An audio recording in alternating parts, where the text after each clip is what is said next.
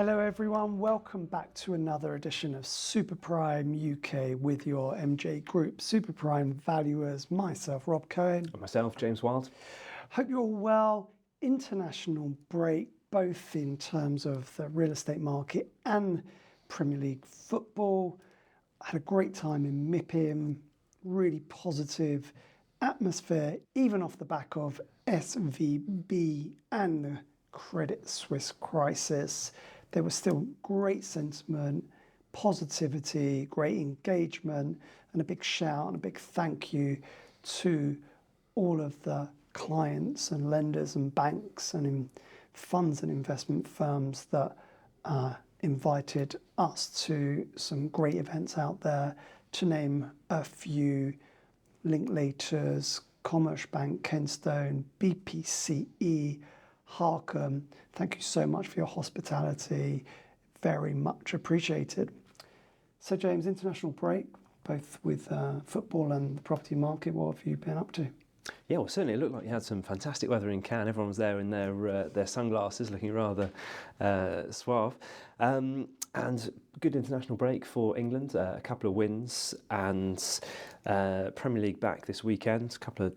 I think the marquee fixture, Man City versus Liverpool, and also I think Arsenal Leeds at home at the Emirates, so should be a routine match there for Arsenal to maintain their cushion at the top. Tough game, Manchester United Newcastle on the Sunday. That's what I'll be watching. Let's hope you're right. It is the business end of the season, like it's the business end of Q1 2023. And very interested to see what happens with the fixtures this weekend, and we'll report on that next time. That's it. In terms of the market, as we're seeing here in London, the last 2 or 3 weeks, Rob, there has been a little bit more activity in the market and positivity, just in terms of properties coming to the market, transacting, selling, and just that sort of activity levels from the agents, surveyors, and other property professionals. From the data, we're around 363 new instructions for this week, which is a pretty sort of positive level. Under offers at just over 250, so a good pipeline of sales there, and sold figures at 127. So we're starting to ramp up now in terms of what we're getting on an average weekly basis, those sales, the previous week being 123. So a little bit of consistency there. In the early weeks of the year, we were sub 100 on quite a few consecutive weeks, Rob. So I think that alone is a good positive barometer of the sentiment and the activity which we're seeing in the market. Absolutely. On the flip side of that, a lot of the data entries which we're getting from the sort of official statistical bodies, mortgage lending in February fell to its lowest level since 2016, excluding the pandemic, according to the Bank of England. Although the number of mortgage approvals, which is a little bit more of a live data feed, those rose slightly, indicating that the slowdown might be stabilising and bottoming out there. So again, a little bit of positivity there on those sort of mortgage approvals, even though the mortgage lending itself has been sort of rock bottom.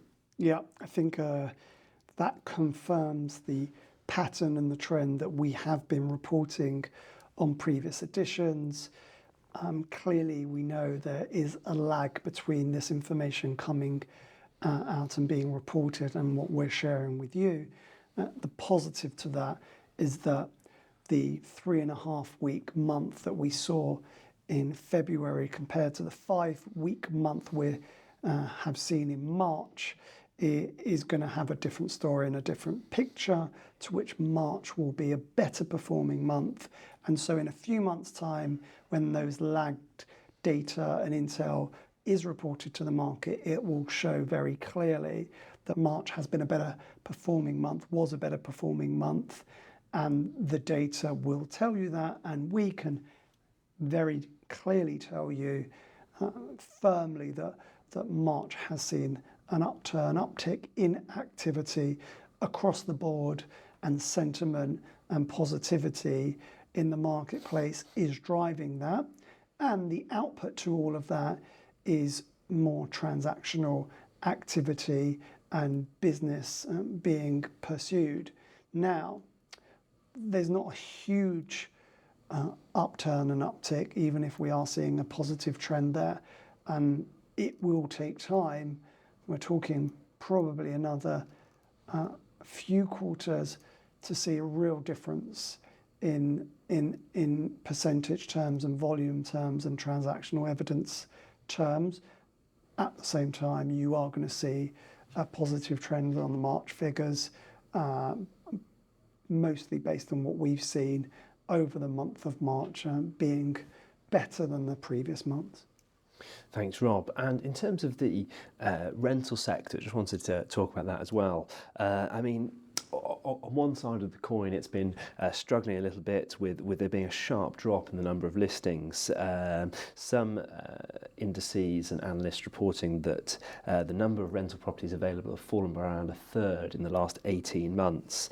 This sharp drop in the number of listings has resulted in some rent increases almost across the board, an average of around 10% during that period.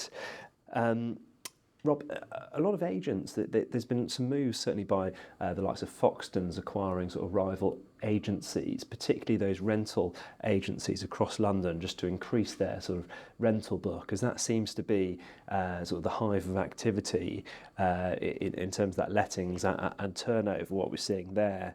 But a portion of this strain, I think, on the rental sector is derived by the large number of landlords which are exiting the market. Around 11% of homes which are for sale on Zoopla currently have recently or previously been rented out. That is certainly an evolving trend just because of some of the increased costs that the landlords have. There's more regulation in terms of property licensing, additional selective and HMO licenses. There's tax changes in the way that they can file a tax return and get tax relief on these properties now. A lot has changed for those sort of individual landlords now, and it really is shifting into the delivery of new housing through the build-to-rent markets, rather than having such a wide pool of these individual landlords, which we've seen in the past, and that has been the trend of that sector. For others, in terms of short-term lets, such as holiday lets or Airbnbs, these have been offering better returns for those which are wishing to stay in the sector, that and through offering up their property as a HMO, maybe adapting the house or flat to cater for that. But Zoopla has seen a threefold increase in short-term lets since 2019, so quite an uptick there in terms of what they're capturing in a vast proportion of the market. In terms of what the individual, the private sector renters are spending almost around a third of their income on rent now, so putting further strain on themselves amongst the cost of living crisis which we're currently in. Yeah, I think the combination of buy-to-letters exiting and also the cost of moving, whether purchase or rental, is so great, then it allows for people to remain where they are. So a combination of factors have led to the position we find ourselves in the rental market. Yeah, and in terms of commercial property, obviously higher interest rates and cuts in lending could also apply enhanced pressure on the commercial property sector over the coming months, quarters, and sort of medium term there, with the way we work, with hybrid working evolving. In terms of some of the statistics there, got some ONS stats. So around 40% of UK adults now work at least one day a week from home. And pre-pandemic, the Office of National Statistics have stated this was a mere 12%. So quite a considerable uplift there, Rob, in terms of the way we work in a very short space of time. Only since 2019, we've seen the number of people working from home at least one day a week go from 12% to 40%. So it's been such a sharp change there.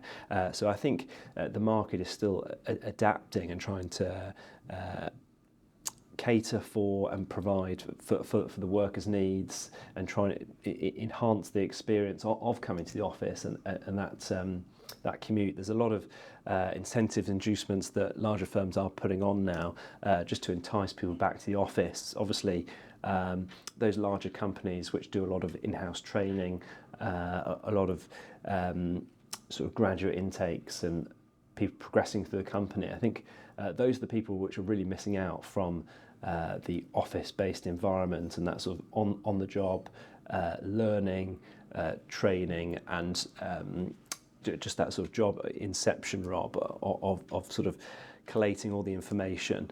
So I think that is the core area which I think is affecting some of the larger companies.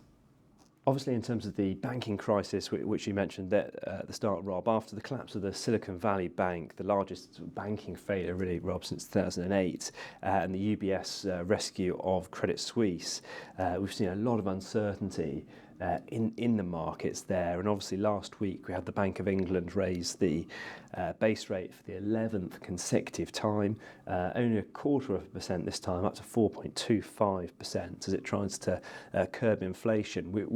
Inflation did peak around October, Rob, as we said, about 11.1, and was gradually coming down. However, the last couple of months, January, February, inflation has crept up again. So I think to try and get that under control, we could still see yet another interest rate rise, 12 consecutive time. Have to just wait and see. I think the Bank of England are being a little bit reactive with certainly the US Federal Fund. They raised their rates by a quarter point in the weeks prior, whilst the European Central Bank raised its deposit rate at 0.5%. So we're just in between those other two major institutions there, and how they're reacting to the global economic conditions.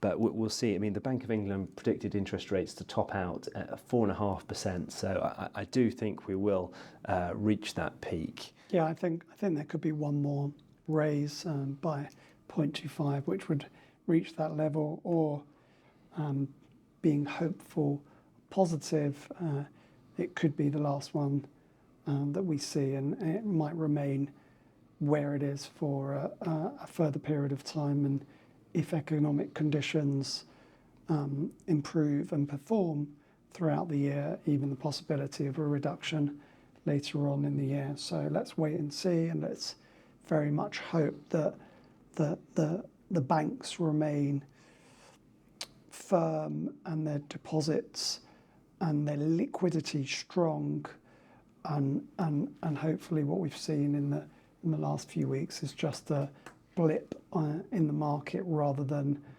anything greater than that. Great, thanks for that, James. Great catching up with you again. Appreciate the data and the intel, and great seeing all of you again. And we will see you next time at Super Prime UK. Take care, everyone. Thanks, Rob. Thanks very much, everyone.